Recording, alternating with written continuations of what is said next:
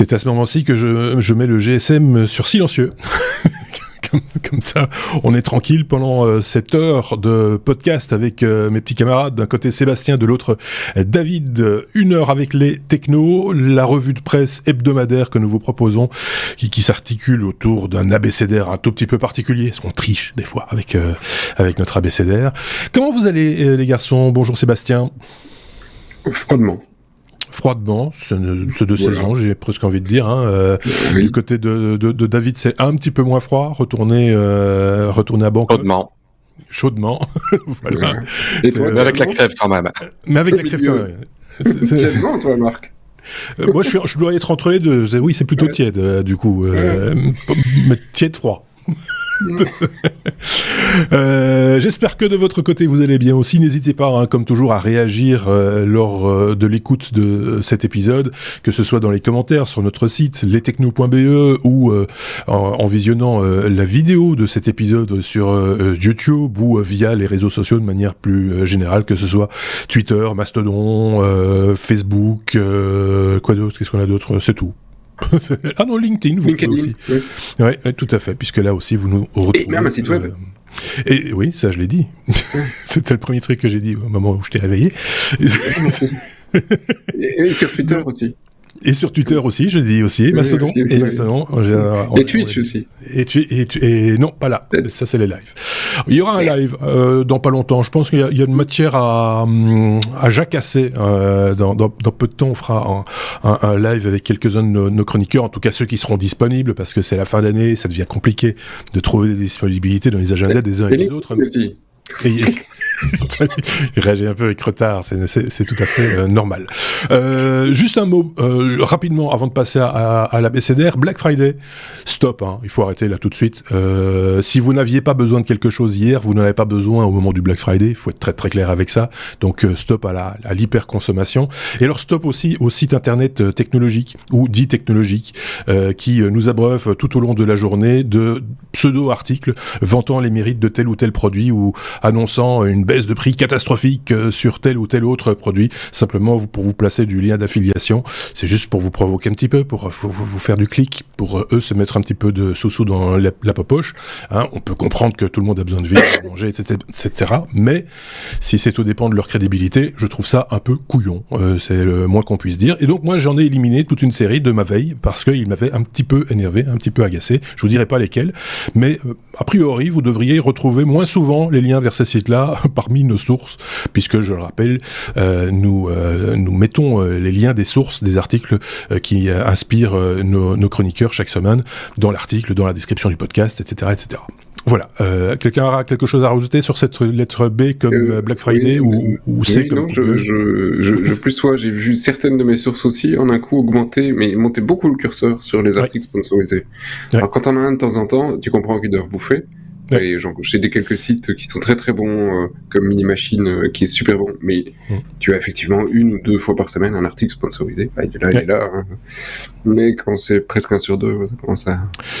c'est ça. Et puis quand on a en plus de ça une rubrique bon plan, on peut comprendre qu'on puisse parler d'un bon plan dans la rubrique bon plan. Quand on a une rubrique sponsorisée, on peut comprendre qu'on ait un article sponsorisé dedans. Mais quand on commence à en mettre aussi dans les autres catégories d'articles et on faire passer ça pour de l'information, là c'est scier la branche sur laquelle on est assis et c'est complètement idiot. Donc voilà, je pense que ceux qui pratiquent de la sorte et qui nous écoutent éventuellement, j'en doute, se seront reconnus, et je pense que vous qui nous écoutez et qui suivez aussi l'actualité technologique, vous aurez compris de quel genre de site on parle. On va directement... Je peux rajouter un truc encore, tu vois, ça me rappelle la période d'AOL où AOL faisait des news et le motto le principe c'était regarde les mots-clés les plus recherchés sur Google et tu fais une actualité. Alors, si aujourd'hui on cherche Rihanna, tu vas faire un truc sur Rihanna. C'est toujours d'actualité. Oui, c'est ça. C'est toujours d'actualité. Tu fais sur les mots-clés. C'est toujours d'actualité. Et alors ça m'a. Tu as partagé, mais ça c'était interne, on l'a pas partagé sur nos Twitter et compagnie. C'était les nouvelles pas règle, mais les conseils de Google pour du podcast sur YouTube. Et la moitié de ces règles, on n'en a pas parlé avant, mais j'ai trouvé ça, je me suis éclaté de rire et j'ai refermé le document, parce qu'en gros c'était suivez tous les mots-clés et parlez des mots-clés, parce qu'en gros c'est ça qui fait les trucs. Bah oui, mais si j'ai pas envie de parler des mots-clés, voilà, donc sinon ça réduit un petit peu le scope de ce dont on parle, tu vois. Oui, c'est ça. Parlez tous de la même chose. La règle de YouTube, on vous l'explique comme ça en passant. Pour les créateurs de contenu que nous sommes, ils nous font des propositions, ils nous disent écoutez, nous ce qu'on trouve c'est que vous devriez parler de ceci, cela. C'est pas le promo de notre chaîne, je trouve ça quand même complètement idiot, mais donc voilà, nous on est hébergés par YouTube gracieusement, merci à eux, mais pour le reste ils vont aller voilà. Oh tiens, la lettre A, parce qu'on a déjà assez parlé de cela. A comme Alexa. Sébastien, on va parler d'Alexa qui jette l'éponge, enfin plutôt Amazon qui semble jeter l'éponge sur Alexa. Ouais, alors en fait, ça fait déjà un petit temps. C'était Alexa à la base, c'était un projet hautement sponsorisé, amoureux de Jeff Bezos. Jeff Bezos, Alexa, c'était son bébé. En 2019, donc il y a déjà quelques années, il a pris d'autres directions. En gros, si vous suivez un peu l'actualité, vous savez qu'il est parti là-haut. Voilà. Mais il est toujours vivant, mais il est parti là-haut. Oui. Mais il est redescendu, quoi. Oui. Et donc tu vois, depuis ce moment-là, Alexa, c'était moins son trip, c'était surtout aller là-haut. Et donc, depuis effectivement, donc le projet est un petit peu moins sponsorisé dans le groupe, moins de bonnes idées, moins de bons trucs, et finalement ça commence à se sentir. Maintenant, je pense pas que c'est juste ça, parce que globalement il y a un problème dans les assistants vocaux, ça manque cruellement de rentabilité. Alors effectivement, Alexa c'est un projet où tous les devices sont vendus à prix coûtant, donc ils te font pas un bal là-dessus, parfois même de la perte, ça te rappelle le principe des imprimantes, mais quand on te vend une imprimante, on te vend après des cartouches. Des cartouches sur lesquelles on te fait une marge de port, parce qu'on s'assure que tu ne peux mettre que les cartouches. Et là, c'était un peu ce qu'ils essayaient de faire avec les assistants, c'est-à-dire balancer un assistant gratis prodé ou pas loin, et avec le bisou de la crémière, mais en essayant de te vendre toute la pâtisserie qui allait avec. Et les gens l'utilisent aujourd'hui pour plein de choses, souffler une alarme, jouer de la musique ou que sais-je, mais ça génère pas un copec. Et donc toute la division est en perte, parce que c'est juste, t'as de la recherche, t'as du développement, t'as des trucs sur le hardware, t'as des softs, t'as plein d'infra derrière, et tout ça est à perte. À la perte, alors quand on dit à perte, tu vois, on dit on perd 2-3 euros. 2-3 euros, écoute, voilà, ça c'est 10 milliards sur l'année, rien que le premier trimestre de 2022, c'était 3 milliards, donc c'est 1 milliard tous les mois, et puis ils ont réussi à diminuer un peu les pertes sur la fin d'année, mais sinon c'est 1 milliard par mois, c'est chaud quand même si tu t'appelles Amazon. Et alors tous les services qu'ils ont essayés, autres que les trucs pratiques, parce que c'est pratique, moi je passe à côté, j'ai aussi des trucs, et je demande, je ne vais pas essayer, je vais essayer de ne pas le réveiller, moi c'est pas Alexa mais c'est l'autre, et donc c'est pratique pour certains trucs, mais ils ont essayé d'y balancer les trucs pour acheter des pizzas, commander un Uber, acheter sur Amazon, tout ça n'a pas marché. Ils avaient des objectifs en interne, et alors en 2020, et donc ils avaient des objectifs, des tableaux et tout, moi l'équipe a dit ça sert à rien de poster les objectifs, ça sert à rien qui vend, rien. Donc ils ont arrêté les objectifs, et depuis voilà. Donc c'est pas top. Oui. Non. C'est un chouette produit, enfin le principe de l'assistant vocal est un chouette produit, mais ça reste de l'ordre du gadget. C'est allumer les lumières, éteindre la lumière, écouter la radio, écouter un podcast, passer quelques commandes, entre guillemets, des commandes internes à la maison, chez soi. Mais est-ce que c'est réellement un produit? Au-delà du gadget, est-ce que c'est réellement quelque chose qui, comme le smartphone est devenu indispensable, et tout le monde, enfin je dis tout le monde, mais je sais qu'il y aura aura toujours des réfractaires et des gens qui ne seront pas entre guillemets à la page, et c'est pas, je les juge pas, mais je veux dire, il y a quand même énormément de monde aujourd'hui. Quand on a un téléphone portable, c'est un smartphone, quoi. C'est voilà. Ouais. Donc là, tout le monde d'abord n'a pas adhéré au principe même d'un micro ouvert en permanence dans son lieu de vie. Il y a déjà cet aspect-là. Et puis d'autre part, effectivement, une fois qu'on a compris le principe de ce que c'était capable de faire, voilà, on en est content, mais sans plus. Ouais, alors je sais pas s'ils se sont pas plantés dans le business model. Enfin, si, certainement ils se sont plantés. Mais alors, est-ce qu'un autre aurait fonctionné ? Pour ma part, en tant qu'utilisateur assez assidu, et quasi tous les jours on utilise un assistant dans une des pièces de la maison. Si tu me demandais d'avoir un abonnement de 50 centimes, 1 euro ou 2 euros par mois pour l'utiliser, 2 euros par mois, je les paye. Si tu me demandes 20 euros par mois, ok, je coupe le bousin, faut pas déconner non plus, je fais mon truc et je me démerde. Donc il y a une question de prix, mais si tu me demandes 2 euros par mois, je trouve que, oui, ok, il y a une infra derrière et je suis conscient de la payer, au moins je paye, je suis conscient de ce que j'utilise et donc je paye pour ce service. Pour moi, c'est un service qu'ils me fournissent, effectivement, avec une bonne reconnaissance en général, un truc assez bien foutu, et si on doit payer la R&D, franchement, c'est des choses qui se comprennent. Ici, on te vend le truc avec, derrière, c'est toi le produit, parce qu'on va essayer de te vendre des bousins derrière. Ouais. Finalement, entre les deux, je préfère payer pour le service. Même un petit truc. Dernier point sur ça, il y a moyen aussi, ça existe, il y a des trucs open source si vous voulez, il y en a plusieurs, il y a Open Assistant et un autre qui vient de sortir sa version 2 en hardware, et ça ressemble à un petit robot, et une petite bouille sympathique, c'est Mycroft, Mycroft, et qui est en fait un assistant sur base d'un Raspberry, et vous faites ce que vous voulez, ça reste en local, ça sort chez personne, il n'y a personne qui analyse ce que vous dites et ce que vous faites, et c'est tout aussi valable pour contrôler sa domotique interne. Mais il faut l'avouer, même si tout y est, le look and feel du truc, ça fait quand même... ça reste toujours un peu... Oui. Ça, c'est toujours le problème. On voit que les moyens placés dans la recherche du design, du bon design, du beau design, etc., ça fait quand même... C'est pas de l'argent jeté par les fenêtres. Et donc, quand on ne l'a pas, on ne met pas cet argent-là, simplement parce qu'on ne l'a pas dans un produit, ça se reconnaît directement. L'avis vite fait bien fait de David sur cette news et sur est-ce que c'est un produit, est-ce qu'on n'est pas passé à côté du truc? Alors moi personnellement, je ne suis pas très fan des assistants vocaux. J'en ai jamais installé ni configuré chez moi. J'ai eu l'occasion juste de l'utiliser chez d'autres personnes. Moi, je n'accroche pas personnellement. Donc voilà. Moi, c'est pas.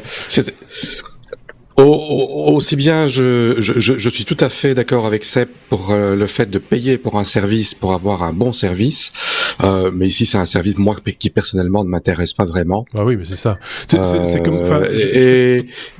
C'est le fait d'avoir un micro qui est tout le temps allumé chez moi. Il y a ça aussi. C'est ça qui me dérange. Et sur le coup des 2 euros, personnellement j'en ai un, mais c'est très routinier. C'est-à-dire que j'ai même programmé la routine. Je dis plus qu'un seul mot, en gros. Et la batterie de choses que j'avais l'habitude de faire de manière très routinière se fait au coucher et au lever, pour tout vous dire. Mais au-delà de ça, pourquoi est-ce que j'irais payer 2 euros Oui, c'est une facilité, mais ça ne vaut pas 2 euros. Ça vaut moins pour moi. Donc chacun doit évaluer la valeur qu'il... C'est $8. C'est $8. Et tu es réveillé par Elon Musk, alors. C'est ça. Et si t'es pas content, c'est $8. Mais si t'es pas content, c'est $8. Et il t'empêche de dormir le soir et il te réveille pas le matin. C'est $8. Il te réveille en plein milieu de la nuit, c'est $8. C'est $8, c'est ça. Tu fais des cauchemars. Mais voilà, dites-nous ce que vous en pensez chez vous en commentaire. Nous, on a dit ce qu'on voulait dire. En tout cas, je pense qu'on a fait le tour de cette question-là. On peut attaquer la lettre D comme deepfake, David, avec un détecteur de deepfake efficace, paraît-il, à 96%. Et ça, je serais tenté de dire que c'est, sur papier en tout cas, une bonne nouvelle. C'est sur papier une bonne nouvelle. Donc c'est Intel qui a développé ça. Donc ils ont développé une intelligence artificielle dont le but est de détecter les deepfakes. Les deepfakes, c'est un gros problème de nos jours, que ce soit pour des manipulations d'informations politiques, que ce soit pour des scams, des arnaques en tout genre, que ce soit pour salir certaines personnalités Bon, il y a beaucoup d'utilisations qui sont très très néfastes de la chose. Et donc voilà, Intel leur système, ça s'appelle Fake Catcher. C'est du temps réel, donc en quelques millisecondes, en quelques millièmes de seconde, il peut détecter avec une efficacité de plus de 96% si c'est réellement une vraie personne ou si c'est un deepfake. Alors la question, c'est comment est-ce qu'ils font ça? C'est le sang. Donc c'est la même technologie que pour les senseurs de rythme cardiaque des montres, de la plupart des montres. Donc le PPG, ça s'appelle la photoplétismographie. D'accord. Si je l'ai bien dit. Et en fait, ça mesure tout simplement les micro-différences de couleur dans la peau pour voir le sang qui est pompé avec les rythmes cardiaques. Et donc ils utilisent des softwares AI qu'ils ont développés en interne, OpenVINO. Ils utilisent OpenCV, ils utilisent des processeurs Xeon de 3e génération, et une machine est censée pouvoir détecter 72 streams vidéo en simultané. Et donc ils espèrent pouvoir fournir un outil qui va pouvoir de manière assez massive filtrer beaucoup de choses qui devraient être filtrées. Et qui sont pas nécessairement perceptibles par notre regard, même si il y a des spécialistes, il y a des gens qui sont spécialistes du non-verbal, qui sont capables de déceler une petite mimique, un battement, enfin un muscle qui se tend, ou dans le visage, ou dans une main, etc., et qui peuvent dire cette personne-là ne dit pas toute la vérité, ou cette personne-là, voilà. Donc j'imagine qu'elles sont aussi capables de discerner le vrai du faux, éventuellement, mais là c'est pas à la portée de tout le monde, on est bien d'accord, et que donc si une machine est capable de le faire rapidement en plus, c'est peut-être pas complètement idiot. L'opinion de Sébastien sur cette question. J'ai l'impression de me retrouver face au jeu d'échecs de Garry Kasparov contre Deep Blue. Ouais. Donc c'est la machine a explosé Gary, et puis Gary est meilleur, et puis dans un an Gary sera explosé par la machine. Parce qu'ici on dit ok, c'est la simulation, l'afflux qui permet de. Ok, peut-être que dans 6 mois t'as quelqu'un qui va le simuler, et c'est couillonné. Ouais. Les gens vont dire comment ils font pour opérer. D'accord, on doit pousser notre simulation sur cette partie-là du ça me semble pas impossible à simuler. Oui, sans doute, au fur et à mesure. C'est clair que quand on voit les évolutions d'intelligence artificielle pour l'instant, une intelligence artificielle qui génère des deepfakes tout en passant à travers cette nouvelle intelligence artificielle, ça va être fait rapidement. Donc, de plus, il faut préciser que c'est uniquement pour les vidéos, que c'est pas pour les images. Et malheureusement, il y a, moi en tout cas, je vois ça ici en Asie sur Facebook. Il y a beaucoup de scams, donc avec des personnalités qui se font passer pour Elon Musk, qui se font passer pour tout un tas de personnalités, avec des deepfakes. Pour faire investir dans des projets complètement foireux, quoi. Et je trouve que c'est assez triste de nos jours que tous ces scams-là passent dans la publicité et ne sont pas bloqués de manière plus efficace.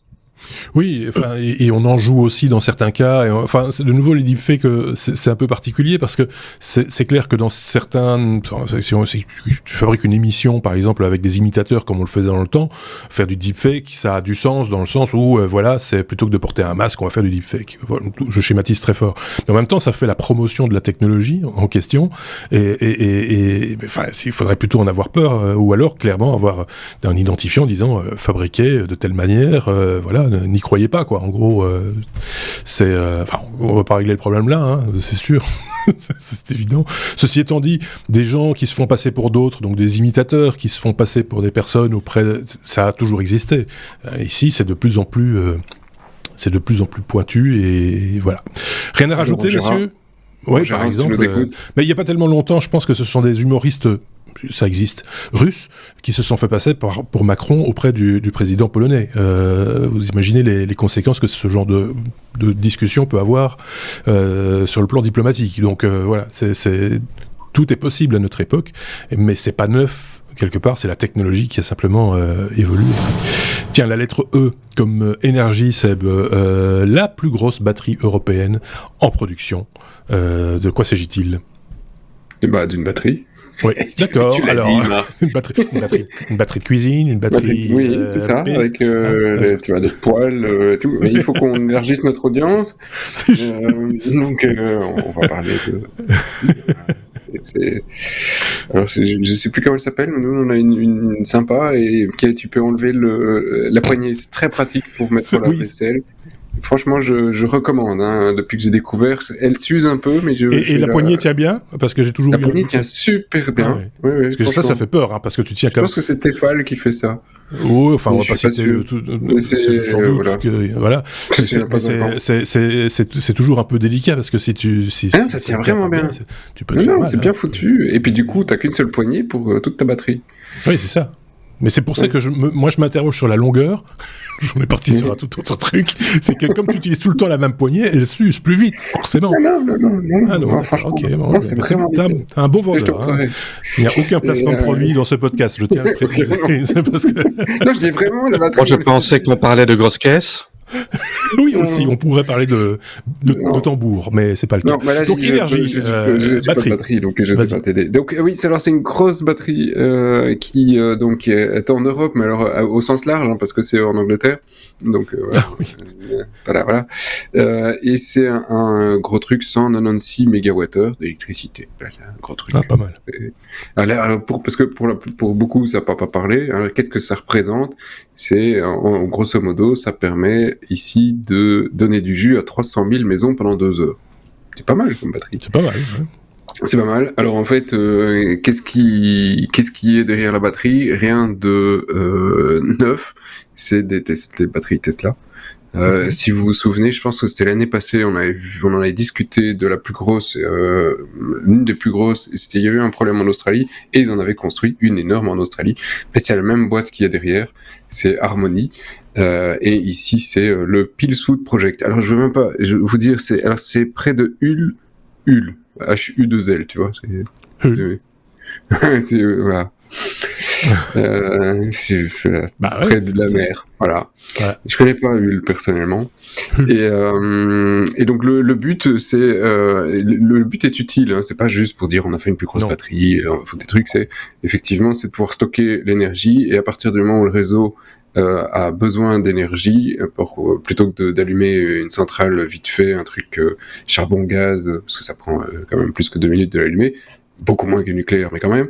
Il dit, on peut rendre au réseau ce dont il a besoin. Donc c'est essayer de faire l'égaliseur entre ce qu'on produit et ce qu'on a besoin pour pouvoir essayer d'aligner le tout.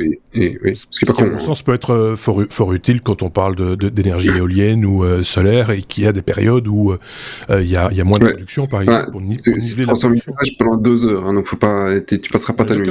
S'il y a pas de vent, un gros nuage qui passe devant les panneaux solaires, par exemple, ça peut faire la. Ouais, mais s'il y a pas de vent sur la journée, t'as 2 heures pour aller souffler, pour ton éolienne. Ouais. C'est sûr. Donc voilà, c'est pas la panacée. Alors je suis dubitatif sur certains points quand même parce que c'est intéressant. Néanmoins, et c'est construit rapidement parce qu'en fait ils arrivent avec des conteneurs et ils recyclent une grande partie des batteries des Tesla qui ne sont plus suffisamment performantes. Donc là, Elon Musk était suffisamment intelligent. Ce qui est un déchet pour un est un trésor pour l'autre. Ça, il l'a bien compris. Et donc, ils arrivent avec les conteneurs, ils balancent les conteneurs et on branche le tout. Je schématise un peu, mais c'est pas loin. Et le truc, il est construit. Donc, c'est plus facile à construire que ce qu'on a fait en Belgique. On en a déjà parlé aussi. Mais nous, on a construit un truc de flotte. 3 ponts. Donc le principe c'est 2 bassins, un bassin plus bas, un bassin très haut, on monte la flotte quand on a trop d'électricité et quand on en a besoin, on la redescend. C'est quand même beaucoup mieux pour l'environnement et puis c'est beaucoup plus sympathique de regarder un bassin de flotte que de regarder un champ de conteneurs avec des batteries lithium dedans, tu vois. Qui plus est... Et si elle brûle. Et si elle brûle, et ça c'est... Oui, ça peut être joli. Mais voilà. Qui plus est, voilà, donc question environnement, pollution, sur de long terme, il faut se poser la question. C'est pas les seuls à le faire. Alors après, il y a tout un débat dans l'article qui est intéressant en se disant, ouais, on devrait faire ça aussi sur les data centers. Là, je commence un petit peu à m'étrangler, parce qu'on dit effectivement, et Google l'a fait en Belgique. Donc voilà, parce qu'effectivement, oui, ils ont un data center. C'est ça qu'OVH avait essayé de faire, en fait.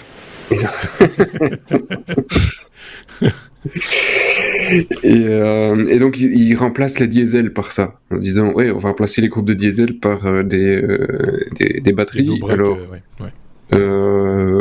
je suis pas sûr que ce soit le truc le plus intelligent, parce que le principe d'un diesel dans un data center, les gars, ils le disent pas, mais je suis pas sûr qu'ils l'ont réalisé, c'est de ne pas devoir l'allumer.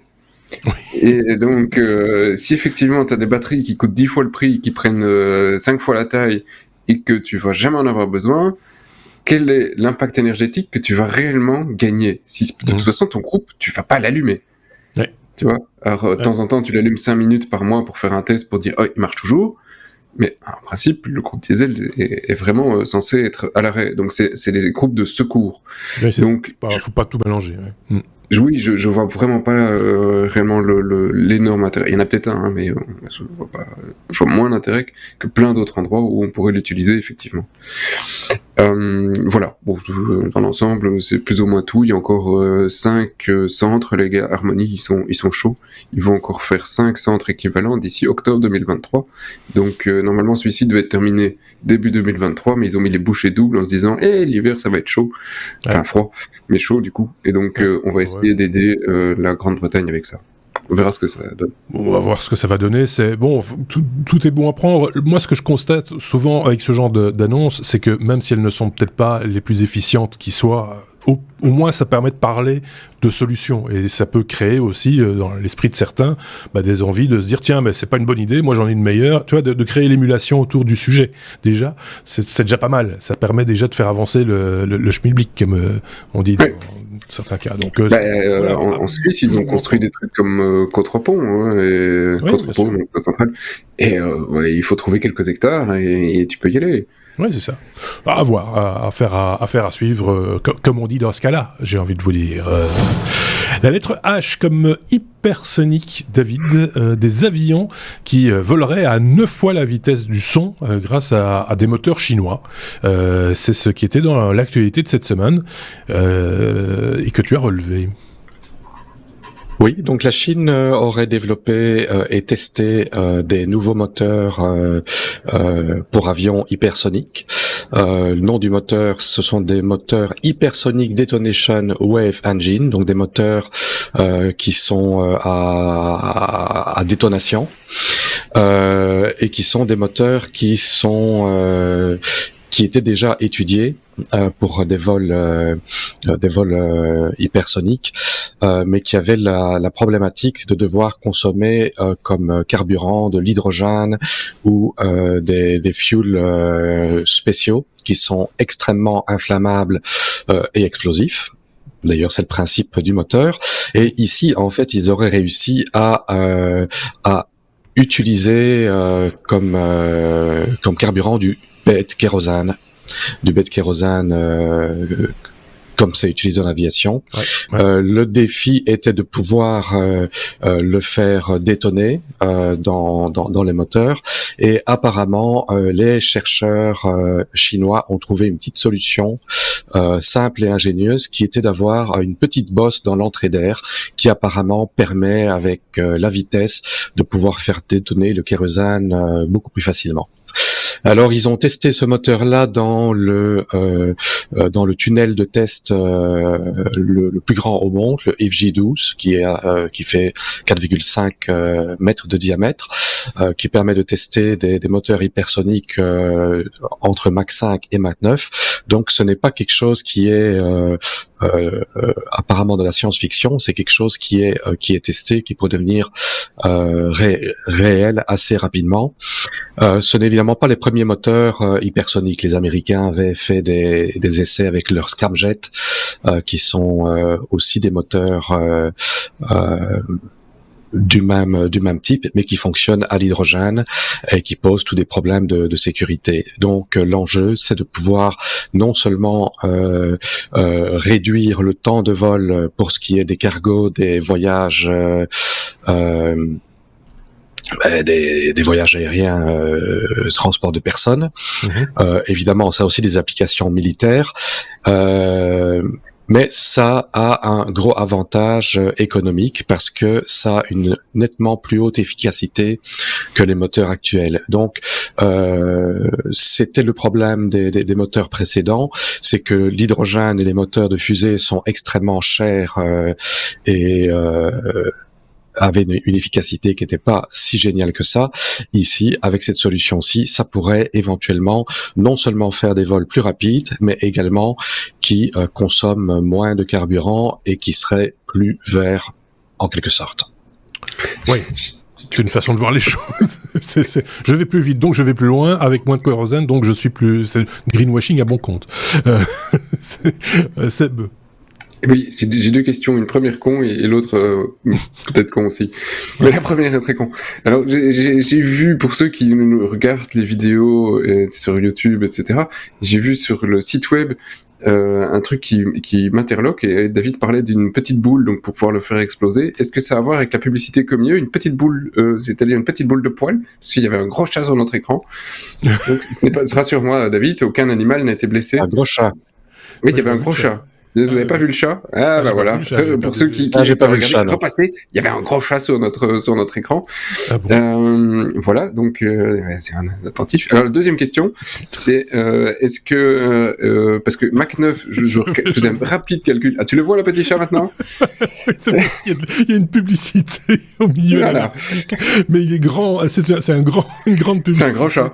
Et effectivement, il y a un gros chat à un moment donné. Effectivement. Alors, il va vilain en plus. C'est pas le sujet. Donc, si vous faites le petit calcul, hein, donc Mach 9, ça fait quand même 3087 mètres par seconde. Ouais. Est-ce qu'il y a quelqu'un qui ramasse les morceaux quand on arrive de l'autre côté? Oui, parce que c'est quand même chaud. Hein. Et quelle distance faut-il pour ralentir, hein, aussi. Oui. Ben ça, il y a une phase d'accélération, mais ce genre de vol se fait à très haute altitude. Oui, ça se fait à très haute altitude. Et ça n'a pas d'intérêt pour des vols courte distance. Oui, et puis dans les couches moins denses aussi, on imagine. Oui. Alors, il faut être tout à fait honnête avec ceux qui nous écoutent aussi. On disait que ça pouvait être utilisé dans il est pas si beau le chat. Dans le vol civil, etc. Toutes les grandes nations à l'heure actuelle font. Allez savoir pourquoi. Un peu de musculation technologique. Hein. Il faut, si vous l'avez sans doute vu dans vos fils d'information, etc. Moi, je reçois même de la publicité pour me vendre des avions de chasse. Tout ça, je suis ciblé de manière très particulière. Quelqu'un pense quelque part que je suis capable d'acheter ou que j'ai la volonté d'acheter un avion de chasse. Donc voilà, tout ça est un peu logique aussi que ce genre de news sorte dans l'actualité ces temps-ci. Voilà, mais ça fait partie de l'actualité technologique aussi, et donc on en parle aussi. On n'en fait pas non plus des caisses, mais ça existe. Et merci David de nous en avoir touché quelques mots. On est à la lettre I comme iCloud. Seb, ça va pas plaire aux utilisateurs Apple qui étaient très très contents d'avoir un service qui leur était vendu comme étant un service relativement anonymisé, et c'est manifestement pas tout à fait le cas. Oui, alors là, je sens qu'il va y avoir du commentaire. Ouh là là. Préparez les trucs. Mais je vais être bref et succinct parce que le temps en passe. Néanmoins, j'ai quand même envie de dire 2-3 petits trucs dessus, et ça me fait plaisir ce genre de news, pas parce qu'on casse de l'Apple. Ça me fait plaisir, parce que c'est deux gars, Tommy Misk et Talal H. Ça au moins, on a cité nos deux sources. C'est deux chercheurs en cybersécurité qui se sont dit, Apple, il y a quand même un peu de brainwashing dans la pub d'Apple et dans sa communication, pour dire que c'est l'ange gardien de la vie privée, qui vont effectivement tout raser dans le navigateur Safari. On enlève les cookies, on enlève vos données sont en sécurité sur l'iCloud, c'est anonyme, personne. Et donc, la communication d'Apple est quand même ces dernières années très axée sur la vie privée. Et bon, à force de dire publiquement que tu es toujours le meilleur sur la vie privée ou le meilleur sur la sécurité, etc., à un moment, les gars se disent bon, est-ce que c'est vraiment la réalité? Et pas tout à fait, en fait. Il y a quand même, et toutes les semaines, pour le moment, les gars réussissent à trouver et à prouver des trucs en disant bon, Apple, voilà, c'est pas génial. Il y a quelques semaines, ils ont réussi à démontrer que dans certaines apps maison, donc l'App Store, Apple Music ou Apple TV, Apple, il se prenait quand même quelques analytics, et donc il se prend des infos sur ce que tu fais, même si tu as dégagé le paramètre en disant que tu acceptes les analytics. Donc, voilà. Donc là, c'était le premier truc où tu dis premier coup de canif dans le contrat, quoi. Oui. Premier coup, où voilà, c'est pas voilà, alors que c'est censé être simple tout l'écosystème. Donc si tu décoches l'analytics, tu t'attends à ce que tout l'analytics soit parti, mais en fait, il y a des contrats spécifiques sur certaines applications, y compris celles de l'App Store, l'Apple Music et l'Apple TV, qui font qu'ils s'asseyent sur la partie analytics sur ces applications-là. Ça, c'est la justification d'Apple, mais c'est une justification qu'ils devront emmener devant les tribunaux, parce qu'il y a déjà une action, du coup, en justice contre Apple. Sur l'iCloud, là, c'était l'iCloud, c'est anonyme, zéro problémo, de toute façon, on n'a pas vos données, c'est génial. On peut parler de tous les autres systèmes, on a des failles pour tous, j'entends déjà. Néanmoins, les autres n'annoncent pas cette manière de faire. Et alors il y a deux petits trucs. Le premier est amusant, le deuxième vous allez mourir de rire. C'est que en fait il y a un petit fichier qui est créé. DSID, Directory Service Identifier, qui est en fait, il est balancé avec tes données sur l'iCloud, mais ce petit fichier, il est aussi utilisé sur d'autres services, alors qu'Apple te dise, en fait, c'est anonyme, et donc de toute façon, tu peux mettre les fichiers chez nous, on saura pas qui tu es avec les fichiers. Non, en fait, parce que ce fichier n'est pas du tout anonyme, il est lié à ton compte, et donc ils savent très bien qui tu es, zéro problème pour Apple pour t'identifier, donc la vie privée, on sait pas, tu fais ce que tu veux, on va pas fouiner. Techniquement aussi, ils peuvent fouiner tout ce qu'ils ont envie.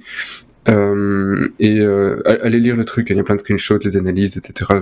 C'est assez intéressant. Je vais pas faire tout le truc, il y a quand même quelques pages. Mais j'arrive sur le point le plus drôle, c'est que, pas de bol. En même temps que les gars, ils cherchent, cette semaine, il y a plein d'utilisateurs qui se sont plaints que, c'est bizarre, dans mes galeries, je vois les photos des autres. Et alors que c'est des trucs qui sont censés être cryptés, tu vois que t'as clé, que tu veux récupérer et tout, non, si tu commences à voir les photos des autres, et c'est pas juste un gars par erreur, il y en a plein. Donc ça te fait quand même réfléchir, si tu mets des photos, alors que ce soit de ton chien, de ta maison, etc., des photos perso, pense que si c'est sur Internet, c'est public, y compris si c'est sur ton iCloud qui est totalement privé, sécurisé, etc. Non, il y a quelqu'un d'autre qui le regarde maintenant, là, tout de suite. C'est cool. Moi, je trouve ça assez dingue de laisser passer un truc enfin, là, tant mieux, quelqu'un l'a mis le doigt dessus, mais faire son cheval de bataille, la sécurité, la vie privée, etc., et d'avoir ce genre c'est même pas une faille, en fait, c'est une fonctionnalité elle est connue, elle est réputée chez eux, on l'imagine. C'est pas. C'est décidé, c'est prévu, ouais. C'est décidé, c'est prévu, donc on n'est pas devant une faille. Ce serait une faille. Bon, on l'a toujours dit, personne n'est... Voilà, on est humain aussi. Mais là, il y a une volonté délibérée de faire cette chose. Comment vont-ils l'expliquer? Comment vont-ils s'expliquer? Comment vont-ils faire réparation, déjà, quelque part, par rapport aux gens qui pourraient s'estimer être lésés? Ça, c'est aussi une affaire à suivre. Je ne sais pas ce qu'en pense David. Bon, je pense que c'est la même chose partout. Ici Apple, c'est vrai que ils sont sur leur beau cheval blanc en train d'essayer de se faire passer pour le défenseur de la vie privée des gens. Donc là, je trouve qu'ils méritent qu'on leur tombe dessus, mais tous les autres font pareil, sauf qu'ils ne veulent pas le défenseur de la vie, privée des gens. C'est ça. Tout le monde n'en fait pas ça. Que ce soit Microsoft, que ce soit Google, que ce soit les autres, on est tracé partout de la même manière, avec le même genre de petite entourloupe de contrats. Mais les autres n'en font pas publicité. Merci David pour cette leçon de fatalisme. Je veux m'acheter une balle, une poutre, une corde, enfin, je sais pas, un truc. Mais pas un iPhone. Raison, c'est vrai, mais enfin, en même temps, il faut positiver aussi. Votre chien a droit à sa vie privée, ne ne postez pas vos vidéos sur iCloud, gardez-les localement. Voilà. Mais faites des backups quand même. Et faites des backups locaux, parce que là, ça va commencer à sentir... Parce que, il y a un proverbe, un très bon ami disait, les vrais hommes ne font pas de backup. Oui. Mais les vrais hommes pleurent aussi. C'est ça, exactement. Donc la lettre N comme Nvidia pour poursuivre, oui. David. Magic 3D génération, c'est la génération, je vais y arriver, de modèles 3D par intelligence artificielle. De quoi s'agit-il de modèles 3D, j'ose l'imaginer. Voilà. C'est Seb qui m'a renvoyé la news. Donc merci à Seb. Magic 3D, c'est la réponse de Nvidia à Dream Fusion, qui est en fait un système annoncé par Google en septembre, qui est un système qui permet de générer des modèles 3D à partir d'un texte. Ici, apparemment, avec une description du modèle 3D, par exemple, je veux une grenouille avec une tête comme ça, avec des pattes comme ça. En 40 minutes, il va générer un modèle 3D. Ça se fait en 2 étapes. Donc, une première étape qui développe un modèle brut en basse résolution, et puis une deuxième étape qui optimise ça en plus haut. Et en fait, c'est à très peu de choses près les mêmes techniques qu'il y a pour DALL-E, Stable Diffusion et les autres pour les images en 2D, sauf qu'ici ça va plus loin, ça va à la 3D.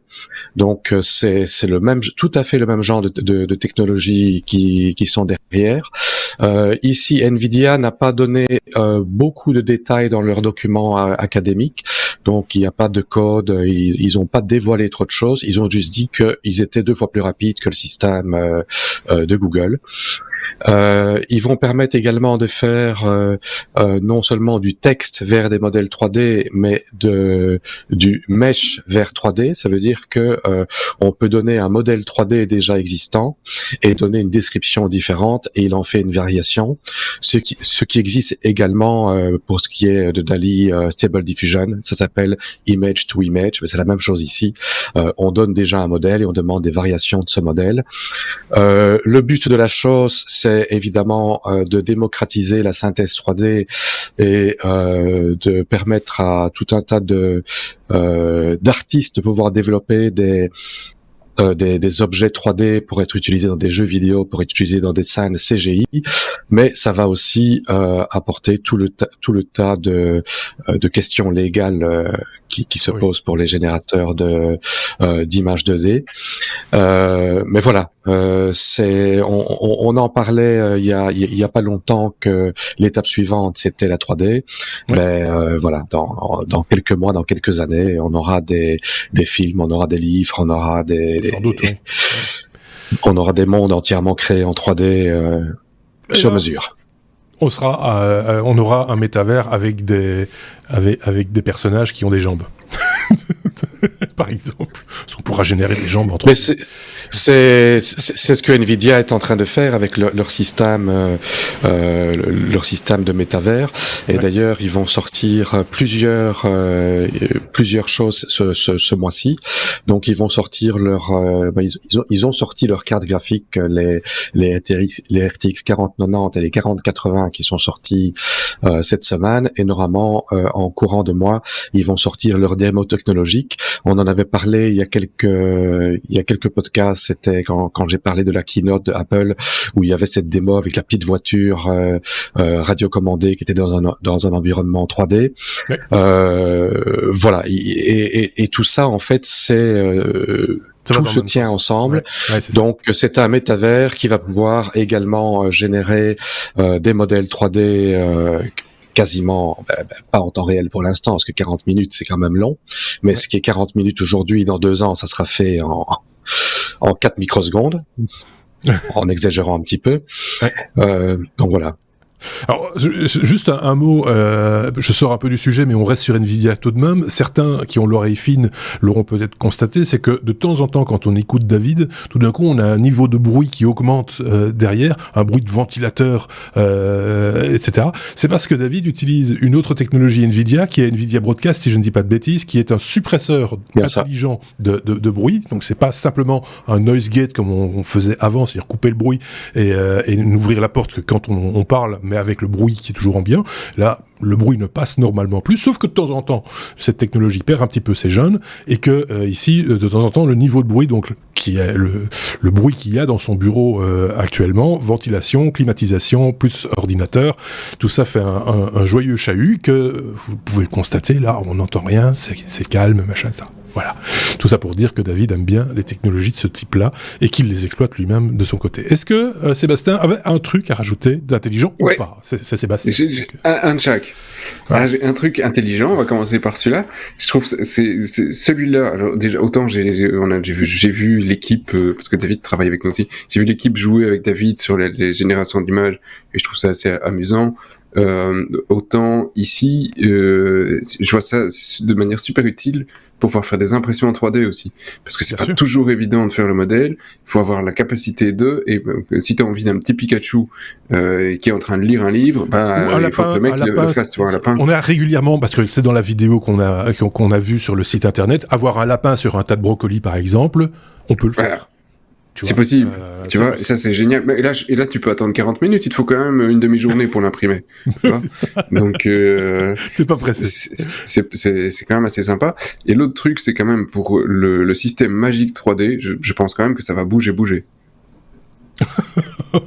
Je ne sais pas si tout le monde aura la référence. J'ai pas compris. Voilà. Il faut la chercher loin. On vous laisse réfléchir. Si vous avez la réponse, n'hésitez pas en commentaire. Vous êtes arrivé à la 45e minute de l'écoute de cet épisode. Je sais pas si quelqu'un va comprendre. C'est toi, oui. Ça fait déjà 1 sur 2. C'est déjà bien. Mais n'hésitez pas. Donc, #Magic, j'ai envie de dire, sur les réseaux ou en commentaire. Et n'hésitez pas à nous dire si vous avez compris la petite astuce. C'était la remarque intelligente ou la celle-là, elle était con, celle-là. D'accord. Mais quand même pas tant que ça. Ouais, un peu. Ouais. T'en avais une intelligente ou pas, finalement? J'ai oublié. Non. La lettre T comme tunnel, Sébastien. Là, tu vas dire des trucs intelligents. J'en suis sûr. Oui. On va parler d'une connexion au-dessus de WhatsApp. Il faut que tu nous expliques le concept. Oui. Alors, c'est super drôle. Et de nouveau, j'adore ce genre de news. C'est les deux, déjà, sur le podcast. C'est des mecs qui bidouillent. Et alors, celui-ci, c'est le bidouilleur de chez Bidouilleur. Et alors, il s'appelle, c'est Alex Rodriguez Alameda. Hey. Un hispanique. Je pense, tu vois, j'ai pas de grandes études, mais ça sent l'hispanique. Et effectivement, c'est un gars qui voyage en avion en Amérique du Sud, et il faut savoir que dans les avions en Amérique du Sud, et probablement d'autres endroits, en tout cas pas en Europe, vol intérieur, il te donne une connexion avec une messagerie gratuite. C'est-à-dire, en gros, ils disent, bon, tu peux te connecter, tu peux utiliser WhatsApp pour dire à tes proches que tu es dans l'avion, que tu n'es pas en train de mourir, mais pour le reste, faut payer. Donc, et David, qui prend souvent l'avion, paye en général pour des packs pour avoir un Wi-Fi entre Bangkok et la Belgique. Pas lui qui contredira. Et donc, là, le fait, c'est WhatsApp, c'est gratuit. Et donc, le mec, il se dit, je prends souvent l'avion, WhatsApp, c'est gratuit, c'est top, mais moi, je voudrais aller sur Internet. Et donc, il s'est fait un tunnel sur WhatsApp pour aller sur Internet. C'est-à-dire qu'il utilise un serveur sur son PC qui se connecte à WhatsApp, qui encode les messages, le contenu dans des messages WhatsApp, qui se les balance, et de l'autre côté, il a un PC à la maison qui est allumé, a aussi un client WhatsApp, qui reçoit les messages, qui les décode, qui les envoie, et puis après, et donc il s'est fait un tunnel entre les deux. Alors, ces deux comptes se sont fait déglinguer assez rapidement par WhatsApp, parce que ça envoie beaucoup de messages très très vite, donc il s'est quand même fait choper en disant bon. Néanmoins, apparemment, il y a un certain seuil en dessous duquel WhatsApp laisse passer parce qu'ils ne savent pas si c'est du bon trafic ou du mauvais trafic. Donc tu pourras avoir du 300 kilobits. Ah, quand même. Voilà, en gros, c'est un ouais. Il y a moyen de faire passer des trucs avec 300 Il y a moyen de faire passer quelque chose. Tu vas pas streamer de YouTube, néanmoins. Non, mais avec une bonne compression, chose, il y a moyen de... Ouais, c'est ça. Ouais, parce que j'avais lu qu'il y avait quand même quelques applications qui pouvaient utiliser, enfin, de manière efficace, qui utilisaient d'ailleurs pas plus de 300 kilobits, des applications radio, par exemple, Stream MP3, il y a peut-être moyen. Et c'est ça, et qui permettent quand même de faire passer un peu de voilà, le son sera un peu pourri. Des commandes et des trucs comme ça. Ouais. Mais c'est vrai, voilà, c'est rigolo. C'est amusant. Alors c'est pour les techs. Pensez pas que vous allez pouvoir installer un truc comme ça sur votre Windows et que c'est parti. Néanmoins, tout est expliqué. Si vous voulez aller jouer, tout est expliqué et il y a moyen de le faire. Mais voilà, à mon avis, ce sera pas du grand public demain. Parce que mais c'est drôle. Si je ramène ça, parce que là, ils voyagent en avion dans des conditions particulières, etc. Si je ramène ça au niveau belge, par exemple, chez nous, chez Proximus, je sais pas si c'est encore le cas, mais en data, ils ne comptaient pas la consommation de data c'est fini, normalement. Une application. Ah, d'accord. Ouais, okay. Normalement, c'est fini. J'explique quand même au bout. L'idée, c'était de dire, voilà, vous choisissez une application entre Facebook, Instagram, je ne sais plus quoi d'autre, votre application favorite, on vous décomptera pas les datas qui transitent par cette application-là. Ce qui est plutôt, voilà, c'est un petit cadeau, voilà. Et donc, on aurait pu imaginer de faire la même chose en utilisant les services d'Instagram ou de Facebook ou d'autres applications dans la liste. Mais c'est plus le cas, donc on va pas le faire. Désolé. Est-ce que ça te tente, David, toi qui voyages beaucoup en avion, de ne plus payer nécessairement ton data pendant tes heures de... Non, je préfère payer un petit peu pour avoir un service qui est probablement de meilleure qualité. La question que je me pose ici, c'est la latence. Oui. Parce que j'imagine que... Il y a dans un avion aussi, on s'en fout, il passe est pas pressé. Un serveur local à la maison. C'est pas pour jouer, hein, David. C'est ça. Oui. mais bon, à la base, il faut quand même que tu aies une connexion dans l'avion sur WhatsApp qui puisse aller à 300 kilobits, ce qui n'est pas évident déjà. Oui, c'est ça. Alors, tu vois, je vais te répondre à la même chose que tout à l'heure. Moi, je vais donner les 2 balles pour l'assistant. Par contre, dans l'avion, j'ai bouffé un paquet de chips, mais je donnerai pas un bal pour la connexion Internet. Ah. Ceci étant dit, dans d'autres situations, quand tu es dans un pays où tu n'as pas nécessairement tous les loisirs, enfin où tu voudrais communiquer d'une manière un petit peu sécurisée, ça peut être une option, en l'occurrence, si tu as accès. Oui, parce que le tunnel est pas couillon, parce que de toute façon, il sera crypté. Donc c'est de bout en bout. C'est une solution de contournement qui n'est pas tout à fait inintéressante dans... Mais il faut un PC de l'autre côté. Hein. Oui, bien sûr, ça s'organise. Voilà. Voilà. Ok, super. Chouette news, cette histoire de tunnel. Maintenant, on a tout compris. Et si vous avez encore des questions, n'hésitez pas. Tu vois, un avion dans un tunnel, c'est chaud quand même. Tu vois, on aura tout entendu. On avait déjà vu un hélicoptère une fois dans un tunnel. C'était dans un film avec Tom Cruise, si je me rappelle bien. Donc, bref. Comme TSMC, David, on va manger des gaufres. Des gaufres de 3 nanomètres. Putain, j'ai faim, je sais pas manger. J'ai faim, les gars. 3 nanomètres, ça va pas nourrir ton homme. Hein, Voilà, en fait, c'est un jeu de mots parce que ce n'est pas gaufre, c'est wafer en anglais.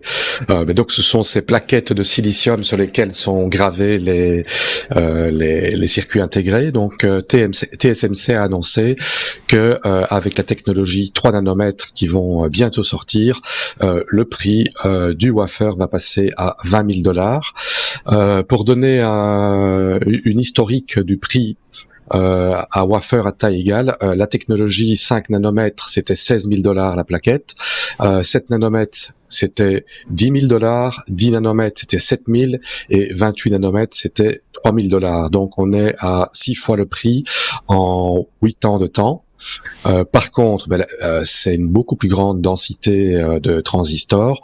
Il y a un gain en vitesse, il y a une meilleure efficacité en consommation. Mais par contre, comme le disait le patron de Nvidia il n'y a pas si longtemps que ça lors de sa keynote, on arrive à un moment où les circuits intégrés vont pas diminuer de prix, ils vont devenir plus chers. Parce que ce sont des technologies qui coûtent qui coûte vraiment, c'est astronomique pour pouvoir rentabiliser ça. Il donnait l'exemple ici que rien que les machines pour faire la lithographie aux UV extrêmes qui sont utilisées pour ces technologies 3 nanomètres, je pense que c'est du style de 200 millions de dollars la machine, et il en faut 2 ou 3 pour un point particulier de fabrication. Donc c'est assez extrême technologiquement ce que ça représente comme investissement derrière. Maintenant, TSMC a quasiment un monopole. Donc les prix, ils les fixent un peu comme ils veulent pour l'instant. Les seuls concurrents qu'ils ont réellement, c'est Samsung, Intel et GlobalFoundries. Samsung technologiquement est un poil en avant sur eux parce que leur technologie 3 nanomètres est censée être un peu plus proche de sortie, mais ils n'ont pas impressionné avec leur technologie 4 nanomètres. Donc les derniers processeurs que Samsung ont fabriqués en 4 nanomètres n'ont pas apparemment l'efficacité et n'ont pas le rendement qui était espéré. Donc pour l'instant, TSMC n'est pas inquiété et peut un peu fixer les prix comme ils le veulent. Ok, là aussi, c'est une affaire à suivre, on ose en tout cas l'imaginer. Je profite de l'occasion, David, parce que c'est toi qui avais amené ce sujet il y a déjà fort longtemps. Enfin, quand je dis fort longtemps, je vais retrouver la référence.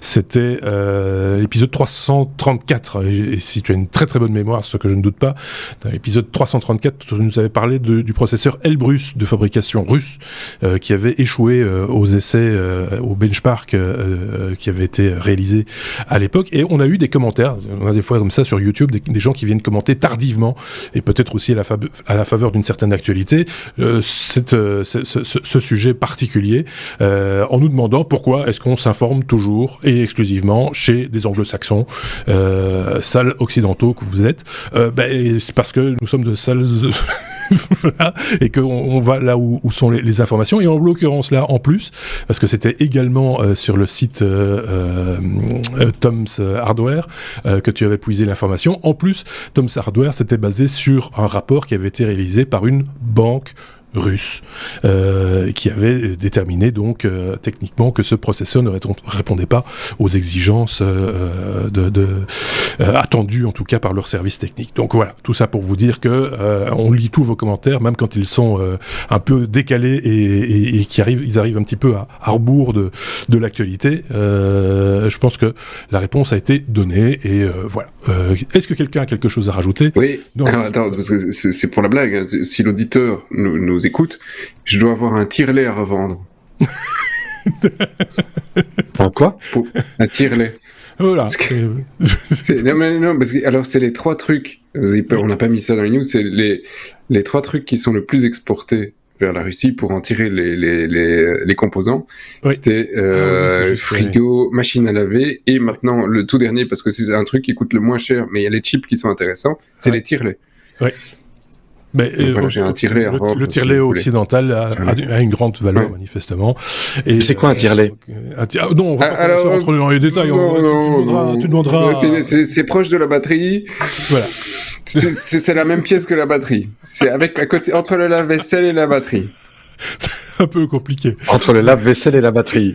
Voilà, c'est un peu de ça dont il s'agit. C'est ici que s'achève cet épisode, les amis. Il fallait rester jusqu'au bout, jusqu'à cet instant. Bouger.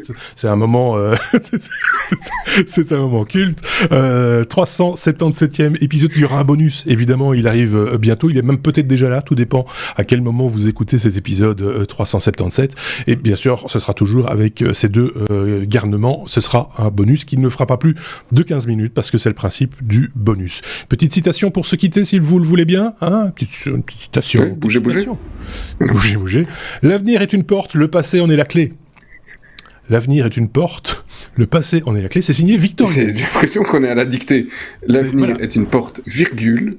Voilà, mais c'est pour vous laisser le temps aux gens de s'imprégner de l'avenir est une porte, le passé est une clé. Voilà, voilà. comme ça. Passez une très très bonne semaine. Si on ne se voit plus ou si on ne s'entend plus, passez de bons moments avec d'autres podcasts technologiques. Il y en a d'excellents, j'en suis certain, et j'en consomme moi-même.